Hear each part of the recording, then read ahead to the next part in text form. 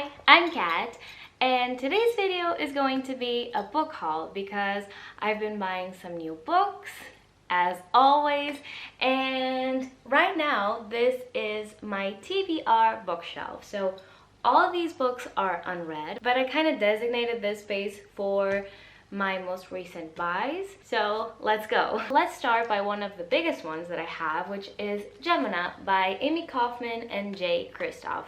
This is the second book in the Illuminate files.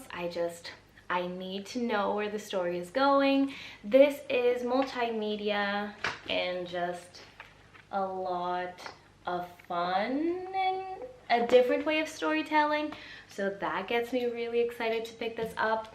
If you don't know, this right here is Illuminate, and this is a science fiction novel all about, how do I put this? This big, mean company who's trying to take over the world, and there's AI, and there's people, and there's a disease. Let's put it like that. It's really, really fun, super fast-paced, and I just cannot wait to see where the story is going. Then we have The System by James Ball, and supposedly he won the Pulitzer Prize. I was not aware of that, I don't know the author, but this book is nonfiction and it is all about the internet, just like the tagline says, who owns the internet and how it owns us. So I don't really know a lot of what this book is about, but I bought it before The Social Dilemma came out, but I've seen The Social Dilemma and now I have this one to read, so I'm guessing that they will pair well together. Next up we have Autumn by Ali Smith, and just this cover is so stunning. I have to be honest, I don't know too much about this book. I know this is part of a quartet that Ali Smith has been writing for the past, I don't know, maybe 4 years. I'm guessing she has put out one of these books every year. I know they have some political undertones. That was kind of her motivator, Brexit. So I'm really interested to see how she weaves that aspect into the story. This is literary fiction, so yeah, I've read I think 2 or 3 books by Ali Smith before. Really enjoy them. I really love the way she writes. I'm just hoping to get to this as soon as possible, especially because it's autumn, so I want to read it in autumn. Next up, we have Coventry by Rachel Cusk, and once again, beautiful cover. And if you remember, I have this by Rachel Cusk. Whoever is in charge, first of all, Faber and Faber have the most stunning covers, usually. Whoever is in charge of that design team and the one responsible for this choice, oh, I am a fan because I love these covers so much. This is nonfiction as well. This is a collection of essays about choices, womanhood, and art. I'm really excited to pick this up. Then we have a book that I have read and talked about before, which is I'm Still Here, Black Dignity in a World Made for Whiteness by Austin Channing Brown. And I loved this book, so because I read it, I can tell you what it is about.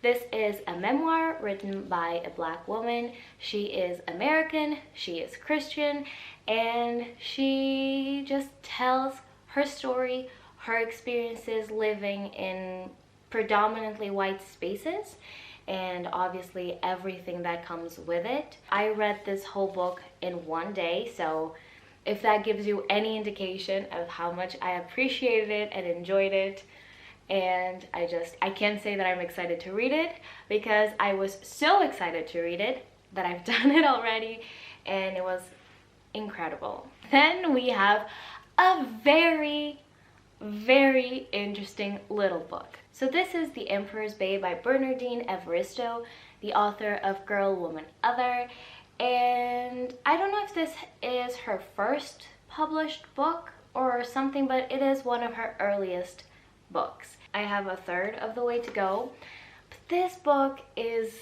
very I don't want to say odd, but it's very different from anything else I've read. We have this young woman, young girl at the beginning of the story who is being married off to an emperor, and we follow her perspective throughout the whole book.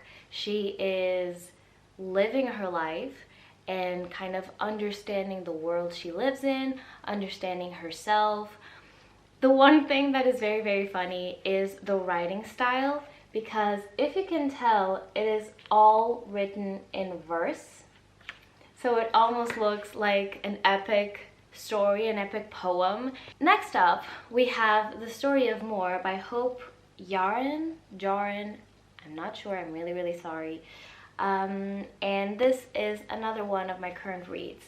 This is how we got to climate change and where to go from here. So from what I've read so far, and I am a fifth, I'm really at the beginning, but from what I've read so far, this is very informative. This author is very much taking the information available and putting it in book form. Knowing is always better than not knowing, so I'm kind of taking my steps to do that.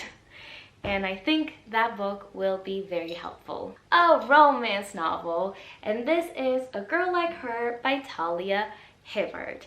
Now, if you're new, you haven't yet discovered my love for Talia Hibbert. After reading Get a Life, Chloe Brown, after reading Take a Hint, Dani Brown, I had to pick up another one of her books, and this was the first one I picked up. I have to say, I read this already, really enjoyed it. This is all about Ruth and Evan, and they are neighbors. Ruth is very much an outsider in the small town that they live in. Evan is new to town. Next up, we have one of my most anticipated books of the year, which is The Lost Book of the White by Cassandra Clare and Wesley Chu. I am so excited to pick this up. If you know this book series, this is The Eldest Curses, and this is book 2, right after The Red Scrolls of Magic. And this talks all about two of the main characters from The Mortal Instruments, Magnus and Alec, and their wonderful adventures and their beautiful love story. I still haven't picked it up, but the synopsis from what I've read, it says that we will see our characters, our main characters from The Mortal Instruments as well, so that makes me really, really happy. We have the last nonfiction book. This is Funny Weather, Art in an Emergency by Olivia Lang. And once again, this is a collection of essays all about art and artists, and from what I've gathered, the importance they've had in this author's life and the influence they've had in this author's life. And this is the first book that I've picked up from this author. Never read anything from her. Obviously, the cover was the main pull for me to get this book. I am 100% honest in my shallowness. Next up, we have Bruja Born by Zoraida Cordova, and this is the second book after The Labyrinth Lost. And I just look at this cover. It's so stunning. Oh, I love it so much. Because this is the second book, I don't really know where things are going, but Labyrinth Lost focuses, like this whole series focuses on a family of brujas, and especially on the sisters. Like the whole family has magical abilities, but we focus specifically on 3 sisters. From what I gather, each book focuses on one of the different sisters. So the last book came out in August, if I'm not mistaken, and I will absolutely be picking it up after I read this one. The way we left off Labyrinth Lost, I need to know where the story's going. This is just a lot of fun, really easy to read, really easy to get through, because you just don't want to put them down after you started. You need to see where the story goes. We have Real Life by Brennan Taylor, and if you are at all in Bookstagram, this book has been everywhere. Everybody has been reading it, Everybody has been raving about it. It was even longlisted for the Man Booker Prize, if that is something that interests you. I was really, really excited to pick up this book because everybody was raving about the story and especially the writing.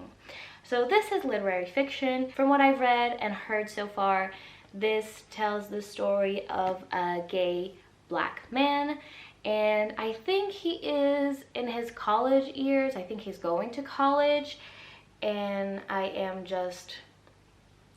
don't know enough about it, but I'm so excited to pick this up. The little flap says, elegant, brutal, and startlingly intimate, Real Life is a campus novel about learning to live. Yes, please. That sounds wonderful. Then we have another romance, and this is the Kiss Quotient by Helen Huang. And I have already read this book. I read this last year, if I'm not mistaken, but I read this in digital. I read this in ebook form, and it was one of my favorite books of the year, and I wanted to reread it, but I wanted to read it physically, so I decided to pick up a copy. I loved the relationship so much. I felt so connected with what the characters were going through, and it was just wonderful. So this is a story of Stella.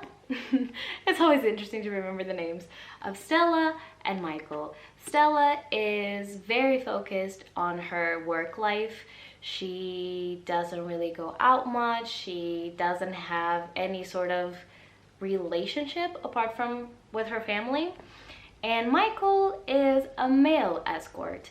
So what happens is that Stella hires him to kind of teach her the relationship ways. Very cute. Next up, we have Fangs by Sarah Anderson. This book is a graphic novel, and it tells you all about the love story between a vampire and a werewolf. And this was just the cutest thing. I've read it already. I'll talk about it in my October wrap up. But this is just very, very cute. It's very short, so you fly through it. And it's just adorable. The story itself is told through little vignettes, so it's not really chronological, this huge narrative. It's just little moments in this relationship, and it's just adorable. Down to the last two books, and I'll pick up this one first. This is The Beautiful by Renee Ahdieh, and this is all about vampires, which I enjoy it so much. I just am missing good vampire stories, and I'm hoping this will be it. This is kind of historical because it's set in the 1870s, so I'm really like, historical fiction is not really something that I love or that I gravitate towards, but this has paranormal elements to it, so I'm guessing that I will love that very much. This is also set in New Orleans, and yeah, we have a protagonist that I am guessing has nothing to do with the vampire world, that is introduced to the vampire world. I have so many hopes for this book, so many hopes. I don't know too much more about it because that's just the way I go into books, so that's what I have. New Orleans, romance, vampires, and I'm hoping to love it. Finally, the last book is Dark Dawn by Jay Kristoff. Once again, love this cover. More than that, I cannot believe that this is the final book. I read Nevernight in January. I read God's Grave in... when was it? Maybe March? And ever since then, like, I've fallen in love with Mia. I have fallen in love with Jay Kristoff's writing. I've fallen in love with this world. And I just cannot wait to see how this whole thing is going to end. Because if you've read any of these books, you know that Jay Kristoff likes to play with our hearts, that There are so many twists and turns. I am hoping that I will survive this book because I know I will love it. I don't know why, but I know that J. Kristoff has done a good job with this. If you don't know just a little thing about Nevernight, it is all about Mia, who is training to be an assassin. There's a school of assassins, and she is there. She's seeking revenge for a lot of things that happened in her past, and it's all about that. There's a lot of action, a lot of twists and turns, and it's I love it. I love it. I love it. That's our video for today.